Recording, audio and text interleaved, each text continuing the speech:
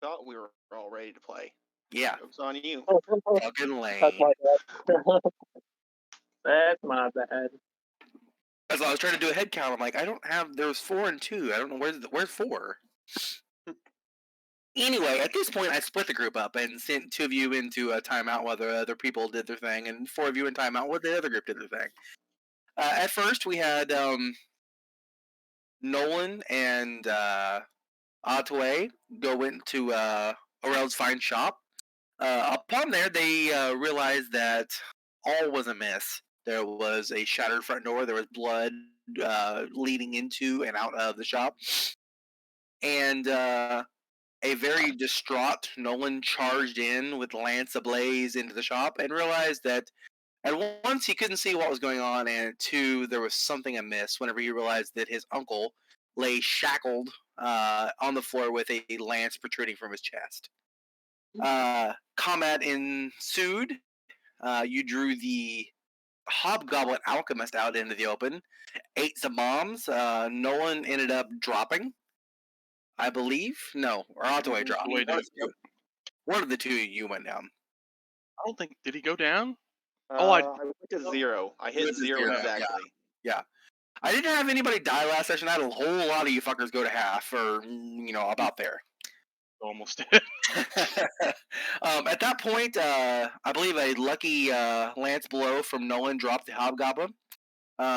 You scavenged around inside the shop, brought some healing herbs out, brought your uncle back to life, and revived Otway as well. Upon doing a quick little reconnaissance inside, realized that there was an acid trap that your uncle had prepared on the door to kind of deal with anybody trying to break into the back room.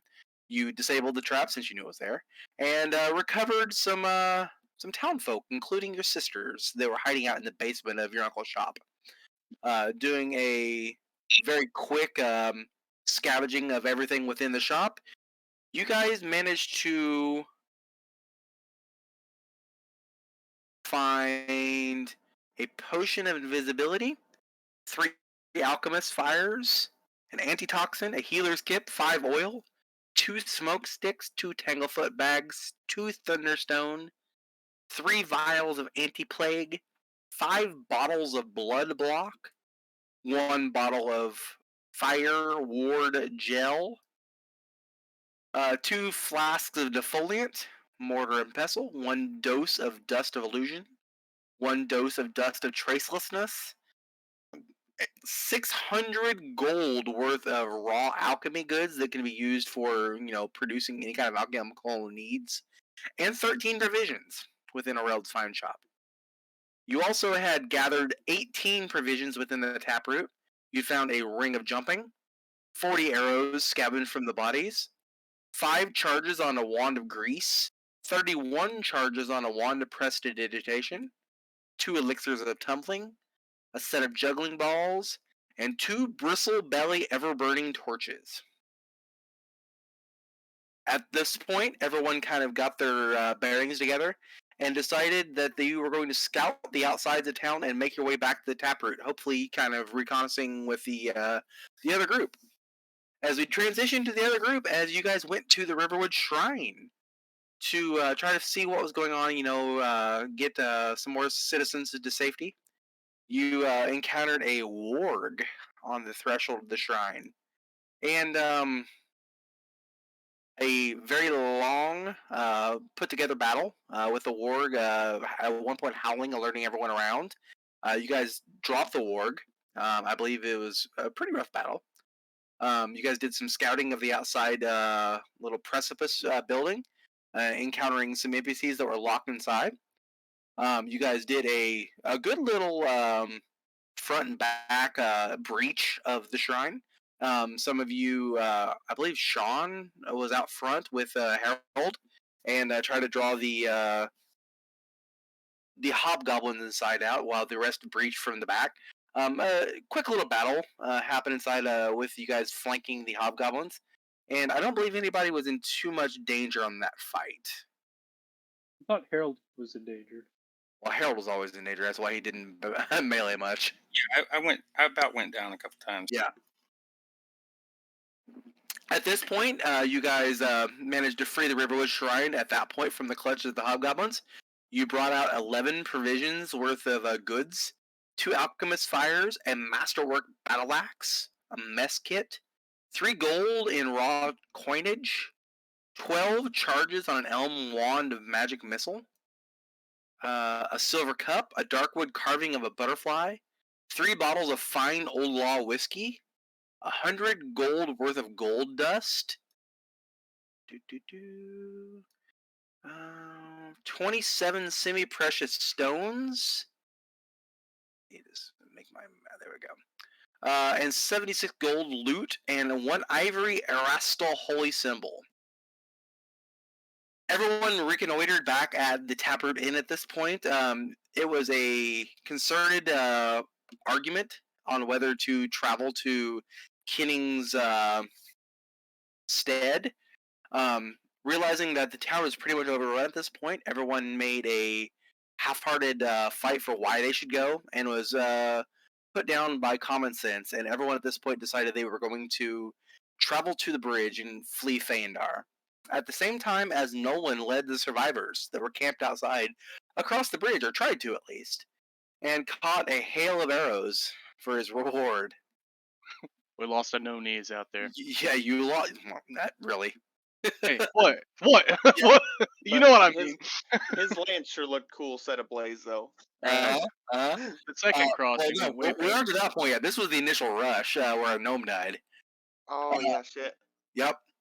The guard captain in charge of the retinue fired his bow and dropped a gnome in one shot. At this point, no one managed to flee back with the refugees and met back up with the whole party. You guys devised a plan that kind of ultimately failed at first. To do it did. There was some heroics. At one point, a very lucky shot from Ottaway lit a flaming Nolan's halberd as he charged across with its lance. Did you say heroic? It was heroic. It really was. Single hero point given out, Michael. Not a single one given out. I'm not done yet, Spanky. I'm just taking log here. So, as you initially charged across the bridge, it didn't end up very well. You took some damage. Everyone took a lot of damage. The only person I don't think anyone took any damage from was Vincent, correct? You stayed hidden pretty well. Didn't get hit the whole time. Yeah. Didn't shoot anybody the whole time either, though, so I can't brag a I was lot. going to say, like an archer does. Yeah. The battle seemed all but lost until Harold charged across with Auburn. Auburn, with a few lucky pops off of her healing, managed to bring most of the party back from the brink of defeat. Unfortunately for his heroics, Harold ate a very, very heavy shot from a long cord and dropped down to 0. Sucked so bad. It happens. Yeah, it does. It really does. Level 1 especially. But no one died. There was a pitched battle. Everyone pretty much sucking on their dice rolls, but eventually the hobgoblins were overrun, and especially with the heroics of Alabama wrestling the guard captain to the ground and bashing his head into the concrete. Everyone went into the bridge room, upon which you found a scroll of stone shape. You made a decision on whether to just flee Feindar or use the stump remover, upon which you decided the stump remover was key, with Auburn lobbying for the use. And as you fled across the bridge, a arrow shot flying back into the stump remover set the charge off, and Feindar Bridge at once was whole, no longer remained as it crumbled into the river. On Feindar Bridge, you guys looted 1 scroll of stone shape, 3 potions of Cure Light Wounds, 1 potion of Endure Elements, 2 Alchemist Fire, 1 Anti-Plague, 1 Anti-Toxin, 3 Scent Cloaks, a Masterwork Breastplate, a Masterwork Buckler, a Masterwork Cold Iron Scimitar.